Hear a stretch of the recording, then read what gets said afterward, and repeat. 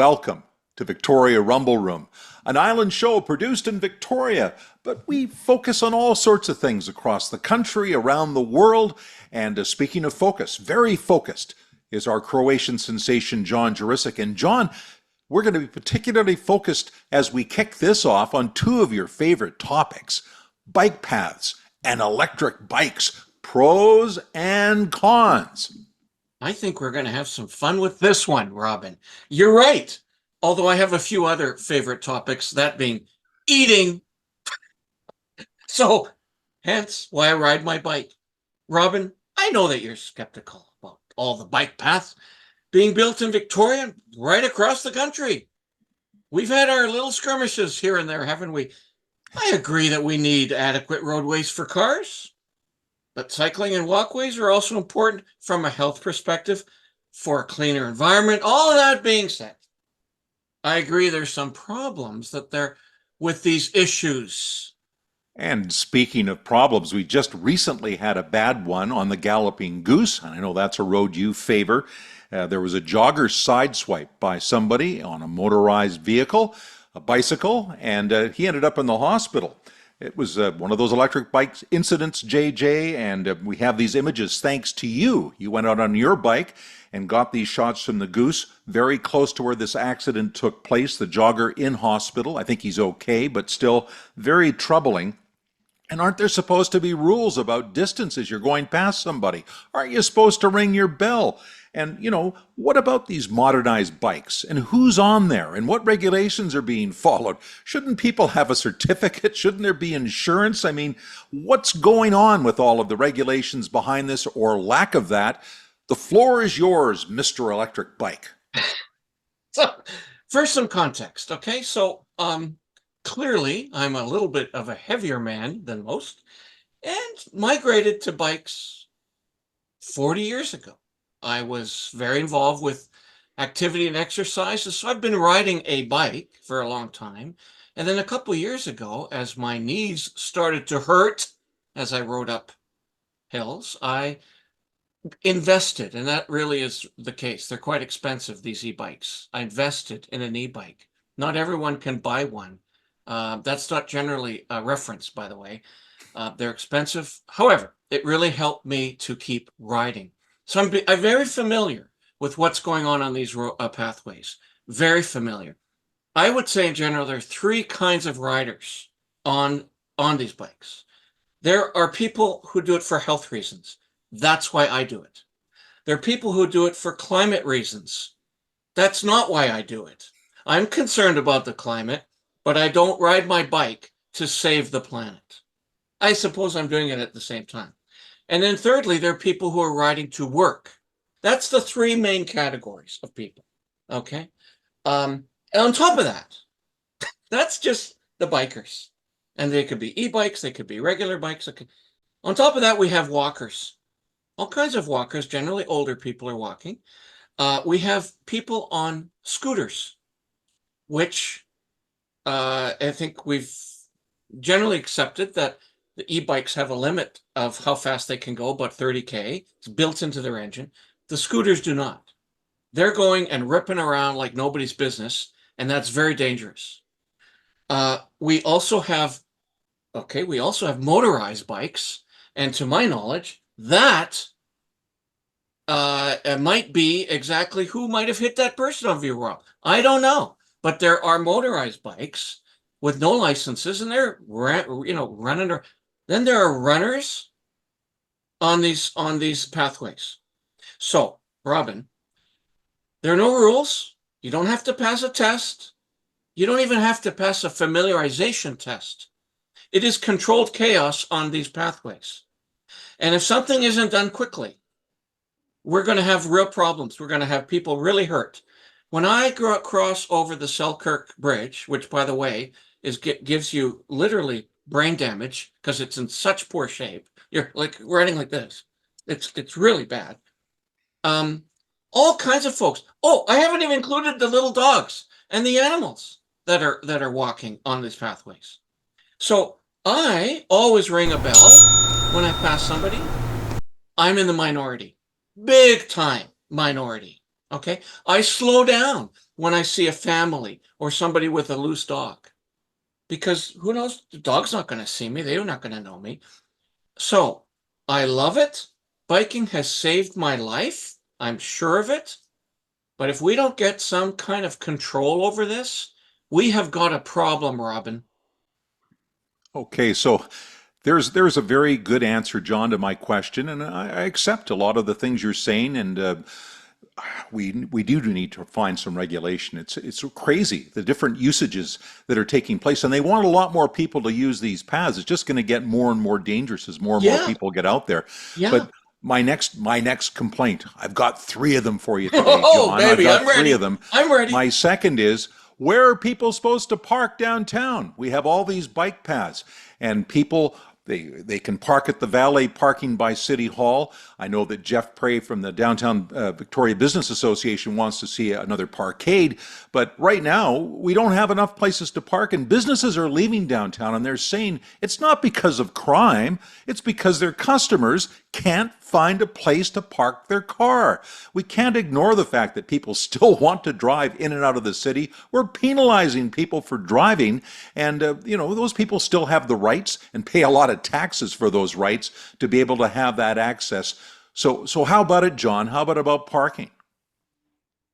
There's so many yeses and so many nos to your question. So in that portion, and I'm sorry that I'm localizing this, but these are where the examples of these issues happen.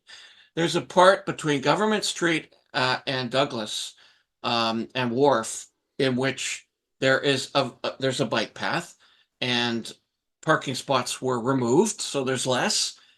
And I drive up and down there, and it is so vibrant. There are people walking everywhere. It looks very busy. Can I compare that statistically to pre bike path? I cannot. I just see it. Wouldn't you Okay. hate to own a business along there, John, and hope people can come and use your business services other than tourists who like to Yeah. wander Okay. around Okay. down Hold on. there? I've got more to say. So then, as one drives around, you can see many spots, likely the majority, in which there are not vibrant spots along these bike paths, and the parking spots are empty. So not only are there no people from walking and biking and riding, but there aren't any cars. So clearly businesses are being impacted. What has happened with this issue, Robin, is it's been so tribal and so on the edges that there's been no middle ground. Like, so what I've described to you is that really, if it was identified that those places near the water have a lot of foot traffic, okay. And statistically proven that if you take some parking spots away, but how many of those areas exist in this city? Not as many as there are businesses. So, yes, they are impacting businesses for sure. But there's no middle ground. You talk to any politician who favors bike paths and biking. Climate, climate, climate. We've got to get them out of the cars. Oh my God, oh my God. Come on, please. I still have two vehicles. We have bikes and we use both. And if I'm going to go anywhere near town, I am not using my vehicle because it's too difficult to park, to drive, to get anywhere. So why would you set up a business like that in an environment like that, relying on people walking and biking? It's this is an issue that has not been resolved. We still live in a car culture, John, and this brings up my third point. And I think not just in Victoria, but in other major cities in the province, Greater Vancouver, Nanaimo, larger cities, and more cities across the country, this is the case. They are building more and more condos and rental apartments along the main arteries. And then they're going to put bus service along that and more transportation services to give people different ways of getting to work to and from that don't necessarily involve cars. And in principle, that's not such a bad idea, but in practice, for many of these buildings, they're not building adequate places for people to park their cars. And so people are forced into this mode of transportation, and there really isn't adequate roadway yet to sustain that. And at the same time, people still want to drive their cars. People still have the right to drive their cars. And they've taken away now So many of the double lane roads, the main arteries, have become single lane roads. And so at rush hour, you have this little meandering lineup that's going at a snail's pace in rush hour. And even in smaller communities like Victoria and Nanaimo, there's rush hour now on single lane roads with bike trails on both sides, bike paths on both sides, and there's hardly a bike on them. And you're thinking to yourselves, where are our priorities? Why are we throwing out one side of transportation that most people use for the sake of another transportation that, yes, it has merits. Yes, we encourage people to use it, but you shouldn't be throwing one out for the sake of the other. And that seems to be the city's way. Robin, it should be not an either or. It should be both. Okay. And as our city centers become denser and go up because they can't, that's the only place people can live, then our planners have to accommodate the fact that our infrastructure isn't built, even with all these bike paths, for just bikes. They go, well, what about Amsterdam and what about European cities? They're driving their bikes all around. Well, guess what? They have extraordinary, complex and thorough bus transportation. Well, you and I have been to Europe a lot. There's something going everywhere. They're all over the place. So you can walk and get her. You cannot do that here. If you live in Langford and you want to go downtown, you're not, and you're a little bit older like us, I'm not going to drive my bike. Certainly my wife will not drive her bike unless it's 25 or 30 degrees. So this ain't It going to has happen. been known to rain in Victoria or The Vancouver weather, once in a right? while. Yeah. So I can't understand why we can't come to the middle and have a discussion around, we understand a ideology around trying to protect the climate and try to have less cars. We get it. We can't, but to eliminate vehicles completely by not creating any parking spaces, and especially not providing any parking spaces in these new condos, is the wrong decision. And a lot of these decisions are being made, and you touched on this, John, for the sake of fighting global warming, that we got to stop global warming. And one of the real hardworking advocates to do new thinking around resource development, but also learning for different ways of powering our vehicles and powering our electricity and powering our homes is Andrew Weaver, a climate expert, a world expert on this. And he even is saying, yes, we need to move off of fossil fuels. He's not saying let's turn off the tap tomorrow. He's not saying the world comes to an end tomorrow. He's just saying let's plan for tomorrow. And who's going to argue with that? But, it's all part of a process, John. A process that is not being appropriately aligned to everybody's interests. You can't just change these cities 90 degrees. How about a little bit and include everyone in everyone's opinion? And here's another thing, Robin. As a biker, and this has always been the way, if you're using it for work, like one of those three categories, if you're using it for work, you get to work, you have to change. Maybe you've brought a computer, uh, and then that's a good half an hour before. You don't just walk in, and then where do you put the bike without it being stolen? The e-bike is not one, it is the number one target for stolen things to get an e-bike. So you've got to have it well protected. A lot of ancillary things from this goal you have to think about that have not been thought about. Now, Andrew Weaver, love Andrew Weaver, love Andrew Weaver. Andrew, thank you for coming on our show regularly. Says that a major alternative to gas is nuclear power, which he maintains is now a safe energy moving forward. There's no question that he still believes we need to change our ways quickly. Look at the forest fires that burnt the city of Fort St. John and Lytton. Imagine that happening every year and much broader. How do you sustain rural agriculture supporting the urbanization of people? You can't. So it's imperative that we deal with this issue if we want our civilization to survive. That is the end point. Everything else, it falls in this category, right? Everything else is falling in that category. All right, I got in everything else. I got in everything So, else. so we have to figure out how to get there, and that's what my problem is. Pierre Poilievre doesn't even think about how to get there. He just wants to take us there faster. There's a lot of people, though, that are listening to him and think that the other parties have taken us down a long, difficult, and not very happy road. Anyway, John, you've got a question. I got a question. Oh, Andrew, you're just inspiring me here. Anyway, don't want to be. I love inspiring John because then that riles Robin. I know. I know it does. Okay, here we go. We're going to talk. Well, I hope I'm going to inspire you some more, John, because John says too many nice things about you, Andrew. That's the problem. But anyway, carry on. I really like John. I mean, he's a thank you. He's a thoughtful, progressive, fiscally conservative, environmentally progressive, socially responsible, all-around good guy with a Croatian heritage. What more could you ask for? I'm going to make sure that is not on the cutting board. Okay, let's talk about nuclear power. Sorry, Robin's cut that one already. I know, it's already gone. Time for us I might pull this one up for myself on that one too, just in case. I understand.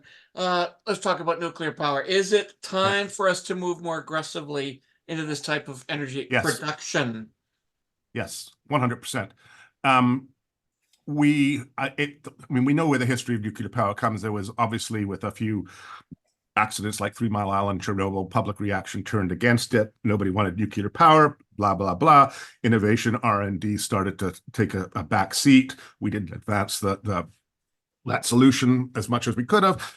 Yes, nuclear power has an important role to play. Look at France, with more than 70% of their electricity coming from nuclear power, and plans to increase that even more.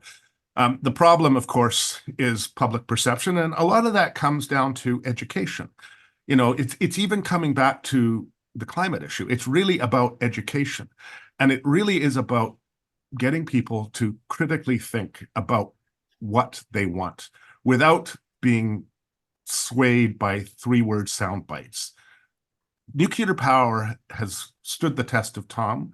For jurisdictions like India and China, whose economies are growing, they have a choice. Renewables, which is, China's way ahead of us in that, or coal, or nuclear, or fusion. Well, fusion's on its way. We'll get that at some point. Nuclear's here now. And I'm not sure why we're not aggressively advancing that, at least in the short term. Obviously, in British Columbia, we don't need nuclear power. It would be silly. We have so much access to renewables. But how about the prairies, like Saskatchewan and Alberta? Manitoba has a wealth of hydro. Quebec has a wealth of hydro. Manitoba and Saskatchewan burn coal. Should they be burning coal? I'd say no. Why aren't they using nuclear? Saskatchewan's sitting on uranium reserves as well, right? So they just have to dig a hole in the ground and away you go. But unfortunately, we're not doing that, and I'm just not sure why. Love it when we have Andrew Weaver in the Rumble Room. He's always so entertaining. I don't always agree with everything Andrew Weaver says, but I know it comes from the right place. And he's not saying it's the end of times. He's just saying we can do better, and no one's arguing with that. At the same time, we can't destroy our whole economy overnight and go live in tents in terms of stopping the clock and cleaning the planet in the way people think it should be cleaned. We have to do it in steps, and it has to be done in an orderly fashion, John.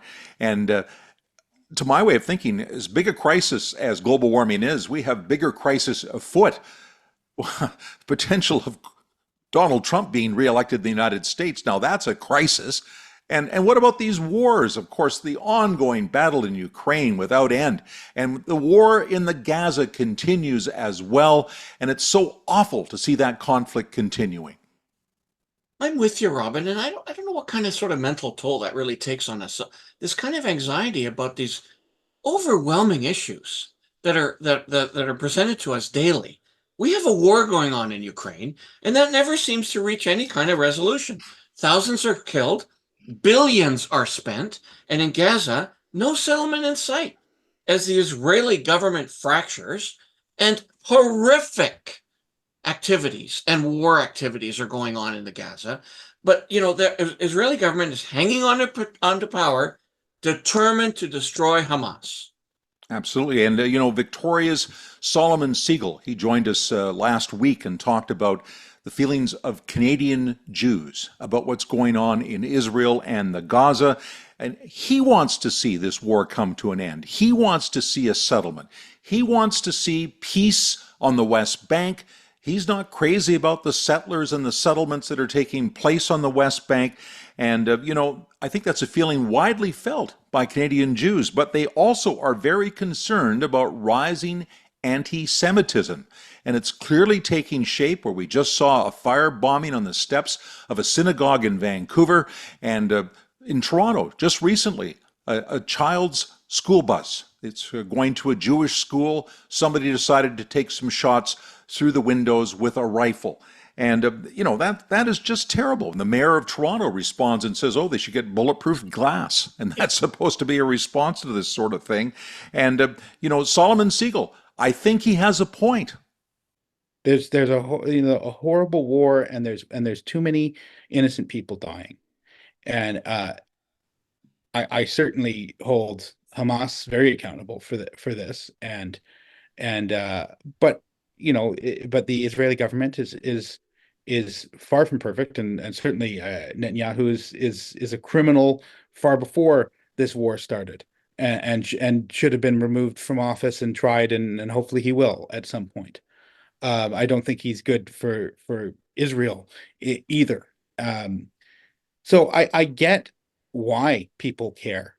I mean, of course they do. I mean, there's people in pain, and it's easier often to see faraway things as some kind of binary of black and white and good and wrong. And especially when, their concept of Jews is Ashkenazi looking Jews who are white passing, even though white passing Jews only make up 30% of like the population in Israel. And they're coming up with a narrative. I think some of that narrative has been pushed by Hamas, the idea that, that Jews are European settlers, which is ridiculous. And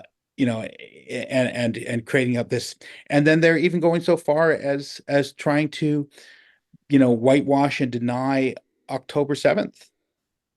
And, I don't necessarily believe that violence is ever a good enough reason for more violence. However, October 7th happened, and it was the largest mass killing of Jews since the Holocaust. And you can absolutely, I don't have, that it's a strong argument to say that there's nothing justifies the amount of death and destruction that's happened since then. There's strong arguments on the other side there too, but to pretend like that didn't happen, I think there's a level of indoctrinating anti-Semitism happening there. It's terrible seeing civilians caught in the middle of an ugly war in Gaza. And we want cooler heads to prevail, especially when it overlaps into our country. This has been our stand from the beginning. It's time for a fair settlement. Absolutely. And, some of our viewers did take exception to some of the comments made by Solomon Siegel when he was on. And he says anti-Semitism is rising in Canada. He showed some examples. I think he's got a fair case to make.